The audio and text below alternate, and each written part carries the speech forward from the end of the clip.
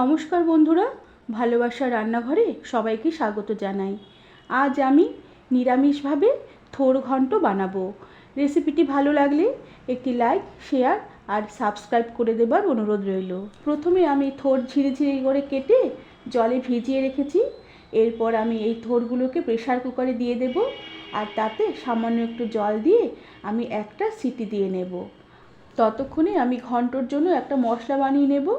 এর জন্য একটি মিক্সিং জারে কিছুটা আদা দিয়ে দিলাম, সাথে ঝালের জন্য কয়েকটা কাঁচা লঙ্কা দিয়ে একটি শুকনো করে হালকা করে পেস্ট বানিয়ে নিয়েছি।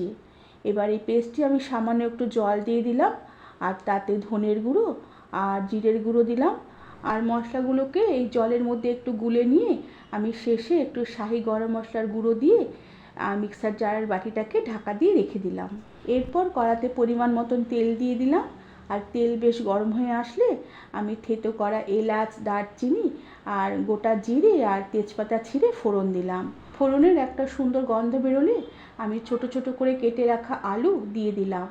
এবার আলুগুলোকে কিছুক্ষণ নেড়ে চেড়ে হালকা লাল করে ভেজে নেব। আলু লাল হয়ে ভাজা হয়ে আসলে আমি কিছুটা তাজা কোরানো নারকেল দিয়ে দিলাম। এই নিরামিষ থোর ঘন্টতে কোরানো নারকেল দিলে এর স্বাদ বেশ ভালো খুলবে।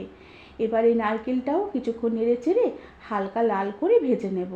এরপর ভিজিয়ে রাখা মশলাটা দিয়ে দিলাম, সাথে পরিমাণ মতো নুন দিলাম আর পরিমাণ মতন হলুদ গুঁড়ো দিয়ে সাথে কয়েকটা চেরা কাঁচা লঙ্কা দিয়ে আমি এই মশলাগুলোকে কিছুক্ষণ নেড়ে চেড়ে কষিয়ে নেব যতক্ষণ না মশলার জল শুকিয়ে তেল ভেসে আসে।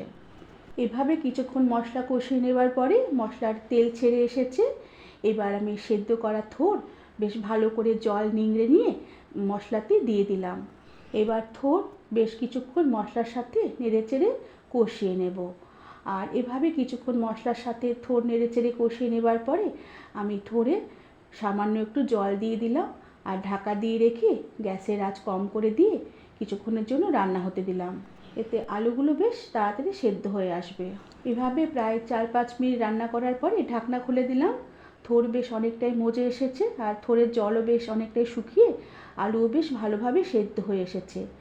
এবার আমি এই থোর ঘন্টটাকে একটু মাখা করবার জন্য আমি দুধের মধ্যে সামান্য একটু ময়দার গুঁড়ো ভালো করে গুলে নিয়ে আমি এই থোর ঘন্টতে দিয়ে দিলাম। এতে এই ঘন্টটা বেশ ভালো মাখাও হবে আর এর স্বাদটাও বেশ অনেকটাই বেড়ে যাবে। সাথে সামান্য একটু চিনি দিয়ে আবারও ঢাকা দিয়ে রেখে গ্যাসের আঁচ কমিয়ে দিয়ে আমি কিছুক্ষণ রান্না হতে দিলাম। এভাবে প্রায় আরও 2-3 মিনিট রান্না করে নেবার পরে ঢাকনা খুলে দিলাম। থোর বেশ খুব সুন্দরভাবে মাখা হয়ে গেছে আর খুব সুন্দর একটা গন্ধ বেরোচ্ছে।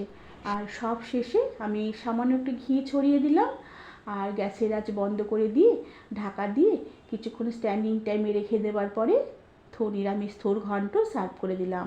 বন্ধুরা, নিরামিষ দিনে তোমরা এভাবে নিরামিষ থোরের ঘন্ট রেসিপিটি বানিয়ে দেখো। আশা করি তোমাদের ভালো লাগবে। আর ভালো লাগলে একটি লাইক, শেয়ার আর সাবস্ক্রাইব করে দেবার অনুরোধ রইল।